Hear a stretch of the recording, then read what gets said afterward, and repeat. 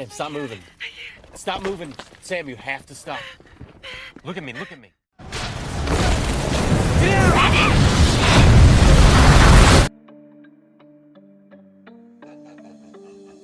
Hai Philovers, balik lagi di Filosofi. Gimana kabarnya? Baru gajian? Wah, sombong. Nah Philovers, aku mau ingetin buat kamu yang gak bisa banget berada di ruangan gelap atau juga sempit. Kayaknya kamu harus tarik nafas yang panjang dulu nih buat nonton film yang bakal aku review kali ini. Karena di film ini bakal menyuguhkan suasana tambang yang gelap dan sesak ditambah dengan suasana yang mencekam banget guys. Nah film ini berjudul Beneath yang rilis pada tahun 2014 lalu.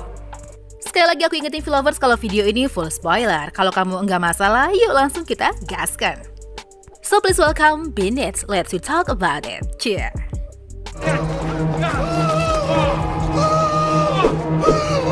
Film ini beralur mundur di mana di awal scene memperlihatkan seorang tim penyelamat yang berhasil masuk ke suatu tempat untuk menyelamatkan seseorang. Dan dia mengatakan masih ada yang selamat. We got a survivor. Scene kemudian beralih ke 4 hari sebelumnya. Di sebuah kafe di mana ada sebuah perusahaan pertambangan yang sedang melakukan sebuah pesta.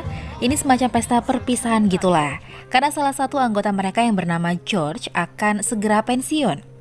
Perkenalkan, ini adalah Samantha. Dia merupakan seorang pengacara dan anak dari George yang sedang membuat sebuah video dokumenter gitulah tentang pendapat orang-orang mengenai ayahnya. Malam itu pesta berjalan dengan sangat seru dan sangat meriah. Dan seperti biasa mereka abok-abokan, gak terkecuali sama si Samantha ini yang dengan santainya abok-abokan di depan bapaknya. Nah kalau kita sih udah dicoret dari kakak. Nah di sini tiba-tiba Samantha bilang nih ke ayahnya kalau dia tuh pengen ikut ke pertambangan buat terakhir kalinya nih sebelum ayahnya pensiun. Nah pastinya awalnya nih si George nggak ngizinin Samantha buat ikut karena pertambangan itu bukan buat perempuan. Tapi karena teman-temannya bilang ya nggak apa-apa, boleh-boleh aja. Terus ditambah juga Randy ini nawari diri buat ngejagain Samantha di sana. Akhirnya ya dibolehin lah sama si George. Alright, it's done. Paginya Samantha dan juga ayahnya sudah siap-siap nih ingin pergi ke pertambangan dan gak lupa buat nitip pesan ke ibunya. Sesampainya di pertambangan, Sam langsung mengganti bajunya dan diberikan suatu ilmu singkat mengenai pernapasan oleh Mandy. Siapa tahu ini bisa digunakan saat terjadi hal yang tidak diinginkan di sana. Lalu kemudian Samantha ditemani dengan Randy langsung menuju ke pintu masuk pertambangan. Kelihatan Samantha yang sangat gugup karena ini merupakan sesuatu yang pertama kali lah buat dia. Our work day. Alright. Dalam pertambangan, Mandy kembali menjelaskan mengenai tempat itu dan juga tempat penyelamatan bila mana terjadi hal-hal yang tidak diinginkan.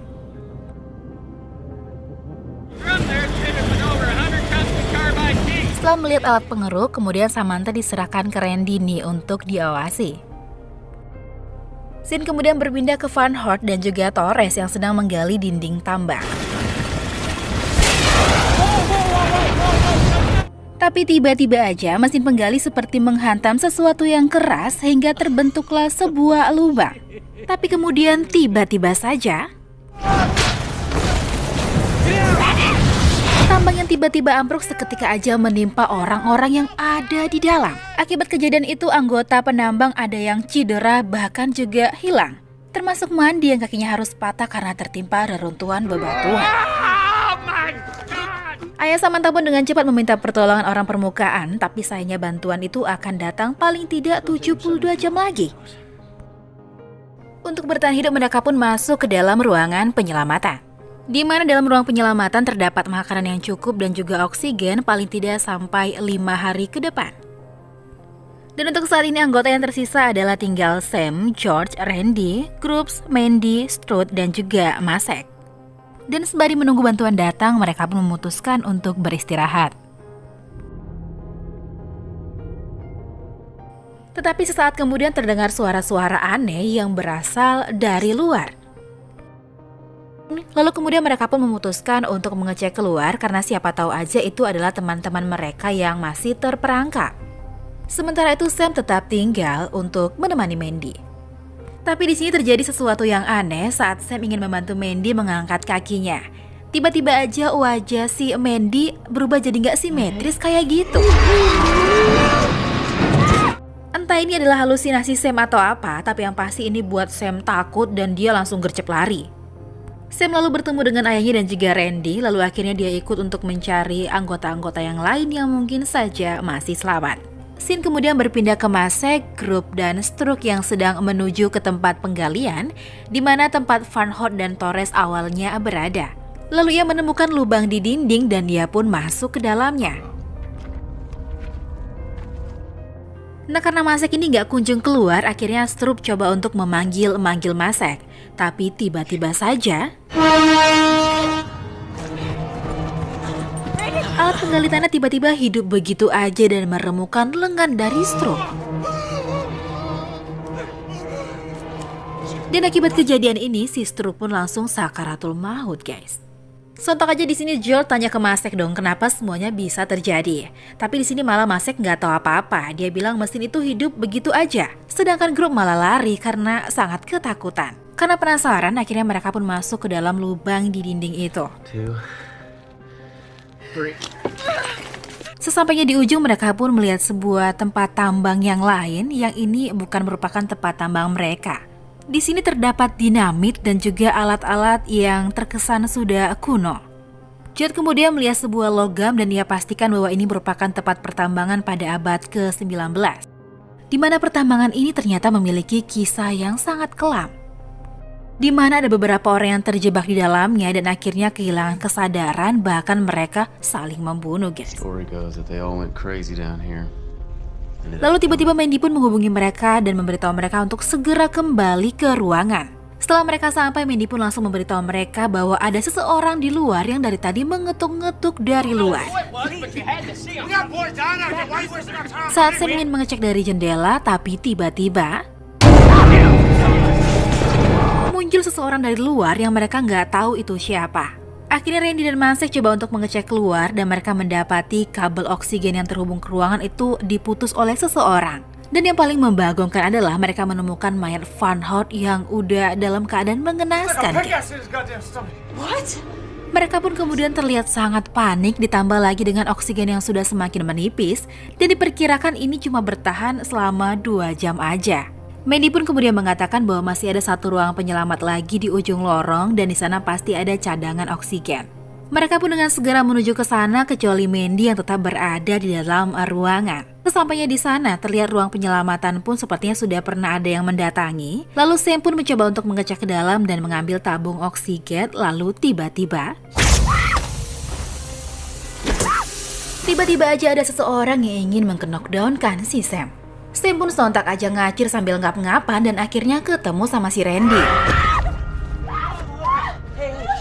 Nah, di sini Sam bilang nih sama si Randy kalau dia tuh selalu ngelihat hal-hal aneh dan menyeramkan. Tapi di sini Randy coba nenangin si Sam nih dan bilang kalau Sam mungkin hanya mengalami hiperventilasi aja. Sam, calm down. You're gonna hyperventilate. Mereka pun kemudian kembali ke tempat penyimpanan oksigen dan menemukan satu oksigen yang itu masih berfungsi. Tapi tiba-tiba aja Masek datang dan langsung menyerang mereka. Entah apa yang merasuki Masek sampai dia sebrutal itu. Tapi saat Masek tersadar, dia tidak mengingat apapun yang dia lakukan. Mereka pun meninggalkan Masek dan menuju ke ruang penyelamatan dengan membawa persediaan oksigen. Sesampainya di ruang penyelamatan, keadaan pun udah semeraut dan Mandy pun udah nggak ada di situ. Dan yang lebih membagongkannya lagi nih, alat penghubung oksigen mereka itu rusak. Yang itu artinya sebentar lagi mereka akan kehabisan oksigen dan ngap-ngapan. Suasana pun semakin kacau saat mereka kehilangan kesadaran dan saling menyalahkan satu sama lain. Lalu tiba-tiba saya mengingat kalau mereka itu punya dinamit dan dia pun memiliki sebuah ide cemerlang. Nah, di sini dia berinisiatif nih untuk meledakkan ujung terowongan agar mereka bisa keluar. Mereka pun kemudian bergegas mengambil dinamit itu dan langsung menuju ke ujung terowongan. Tapi saat menuju ke sana, sialnya Sam terpisah dari ayahnya dan juga Randy, dan dia kembali melihat hal-hal yang aneh dan menyeramkan. Di sana ia melihat banyak mayat anggota tambang dan salah satunya adalah mayat dari si Crow.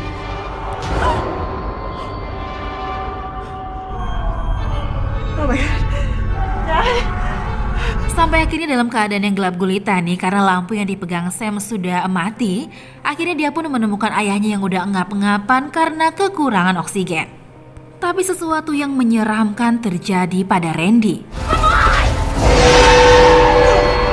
Randy tiba-tiba saja berubah menjadi sosok yang menyeramkan seperti hantu, zombie, pokoknya hal yang menyeramkan deh. Dan sampai akhirnya dinamit yang mereka pasang pun meledak. Tapi apesnya dinamit yang tadi meledak pun tidak bisa menjebol dinding terowongan. Dan kini yang tersisa hanya tinggal Sam dan juga ayahnya yang semakin terpendam oleh reruntuhan. Dan tiba-tiba saja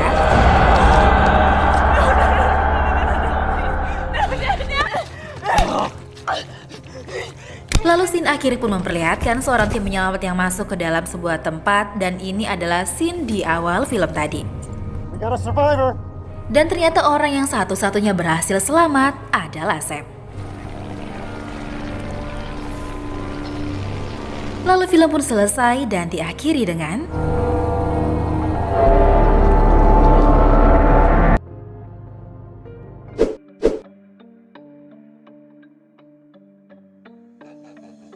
Nah itu dia Philovers, review dari film Beneath 2014. Gimana menurut kamu?